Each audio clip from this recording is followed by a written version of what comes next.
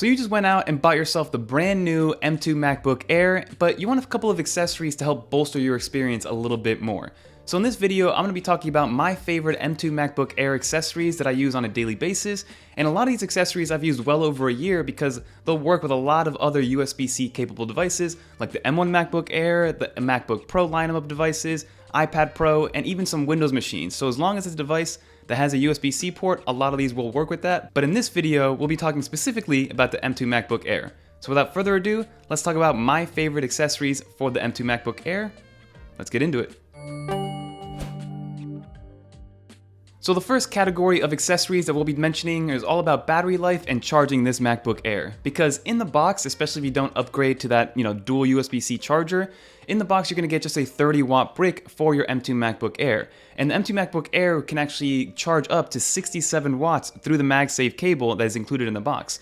So what I've used, and I've used this with the M1 MacBook Air, with my M1 iPad Pro, I've been using it for about 6-7 months, is a 65-watt GAN charger by a company called Basis. So this charger itself is very, very versatile, and I love every little aspect about it. So the first thing that you're going to notice immediately is that it has two full-size AC and three-pronged, outlets built right into the device itself. So you can plug any other power brick that you would want. So if you have like a 100-watt or 120-watt power brick, you can plug that directly into the actual charger itself. But then it also has 4 ports built into it. It's got 2 USB-C ports and 2 USB-A ports. And it's a smart charger, so it'll divvy up the wattage depending on how many devices you have plugged in and which devices specifically you have plugged in. So obviously if you plug a USB-C port directly into here, you're gonna get the full 65 watts of charging, which is enough to, fast charge your M2 MacBook Air with the MagSafe charger. But then if you plug, let's say, your iPad Pro to a USB-C cable in there as well, then it's going to divvy up that power and go 35 and 30 watts for the respective devices. Same thing goes if you plug in an iPhone, it'll go 18, 18, and 18. And then you also have one final USB-A port in there, which is great to have to charge up slower devices. Maybe you want to hardwire in your AirPods Pro, or maybe you have to charge a mouse or something like that. So this is a perfect device to always have with you, to carry with you at all times. The only negative about it is that the actual cable that you plug into the wall is physically connected at all times to the device. So if that's something that's going to deter you away from it, I just want to let you guys know that. But it is a very thick and sturdy cable, and I've never had to worry about it fraying or breaking. And like I said, I've used this pretty much on a daily basis for the last 6 to 7 months now. So that is the 4-in-1 charger by Basis. And then another item that I wanted to throw in here was my 10,000 milliamp hour, external battery bank by a company called RAVPower. So this battery bank I've had in my arsenal for 18 months at least. And what I love about this is that it is a 10,000 milliamp hour battery, so it can fully charge over your iPad Pro one time, it could charge over your MacBook Air fully one time, and it can give you, I think, up to 3 full charges, maybe even 4 full charges depending on which iPhone you have. So it does have a USB-A port, a fast charging USB-C PD port, and then also it has an AC outlet as well. So you're able to plug in any power brick that you would want. Obviously, if you throw in a 120-watt power brick, it's going to drain the juice a lot faster from that battery bank, but it works nonetheless. And once you turn on the actual AC outlet, you will hear a little bit of a fan whirling in the background because, again, it's going to be pushing a lot more power, especially to bigger wattage bricks. So there is a little bit of noise that comes with this battery bank, but if you don't use the AC outlet, then you won't have any noise at all. And again, it's a 10,000 milliamp hour brick. And for the size, in my opinion, it fits perfectly in a cup holder on the side of a backpack, and that's usually where I rock it. So the next category we're going to talk about with the M2 MacBook Air in terms of accessories are the peripherals. So the one thing that I never leave the house without when I'm using my M2 MacBook Air or any laptop or even my iPad Pro is my Logitech Anywhere S2 mouse.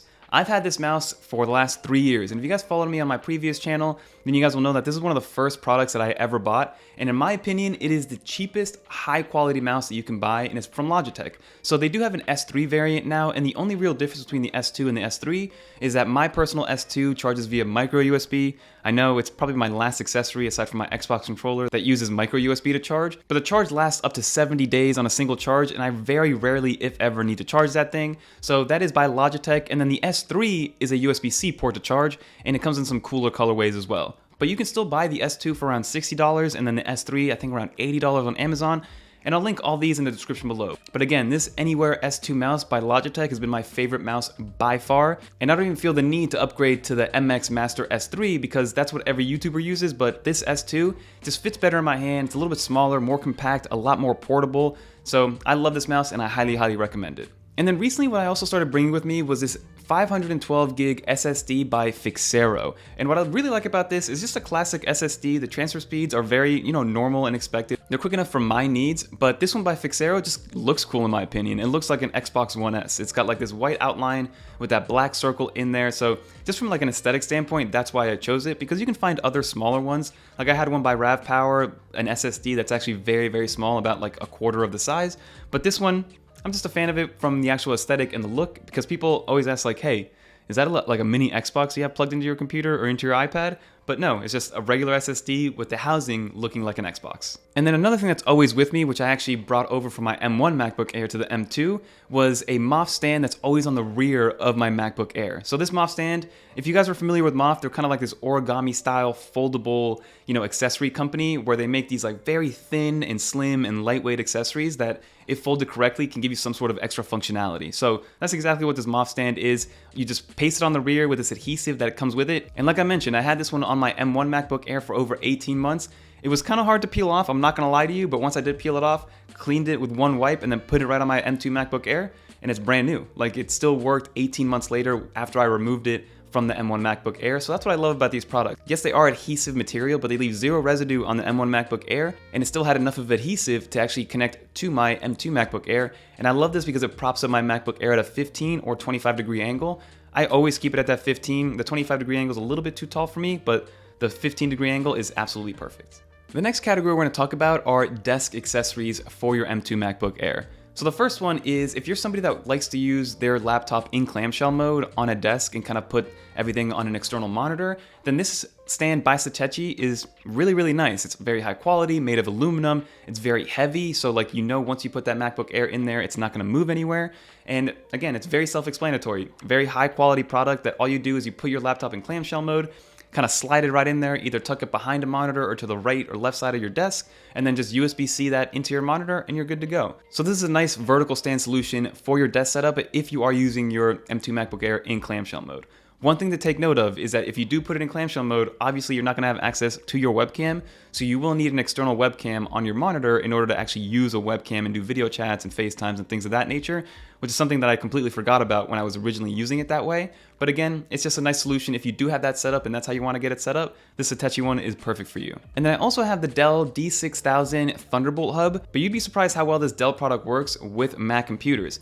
The main reason I got this hub is because it is DisplayLink ready. And DisplayLink is kind of like a bypass that allows you to use more than one external monitor with your M1 or M2 machines, because unfortunately, from a native standpoint, Apple does not allow us to have more than one external visual source, so only one external monitor natively when you plug in directly with a USB-C cable. So being able to have a DisplayLink ready USB-C or Thunderbolt hub is absolutely key in order to have a dual display setup. As you can see behind me right now, I don't have a dual display setup, but I use this one for a very, very long time, and it works extremely well. It's a little bit pricey for what it is, but it's very quality. It's never messed up for me. DisplayLink worked perfectly well, and DisplayLink is just a free software. You just have to have the correct USB-C hub or Thunderbolt hub with DisplayLink capabilities in order for it to work and function correctly. So this by Dell works extremely well. So this next category of accessories is going to be kind of in the nice to have or the for fun accessories. The first one I'm going to talk about is a portable monitor that I fell in love with months ago. It's by a company called Espresso. So they consider themselves the world's thinnest display, or at least portable display that's out on the market. And to their defense, I haven't seen any other ones that are thinner and build this high quality compared to the rest of the competition. Because I've used a lot of these portable monitors, and they're usually made out of plastic, kind of like clunky and clumsy. This one is like, it's as if Apple kind of made it. Everything is tightly finished, everything is very, very pristine, the quality is high, it's made out of aluminum, and they have two different variants. I have the 15.6 inch one, and they do also have a 13.3 inch one if you want something a little bit more mobile, but I think the 15.6 inch one works perfectly because you can take it on the go and also use it like as a desk monitor if you need one. But I use it mainly just as an external display, but they have a whole little ecosystem of stands, it's a touchscreen device, so you can use their pencil as well to kind of jot down stuff. Let's say if you're in Photoshop and you use Photoshop a lot through Mac OS, it's a perfect thing to have. It has auto rotate, so it has an accelerometer in there and a gyroscope. So it's kind of like, as if Apple were to make an external display.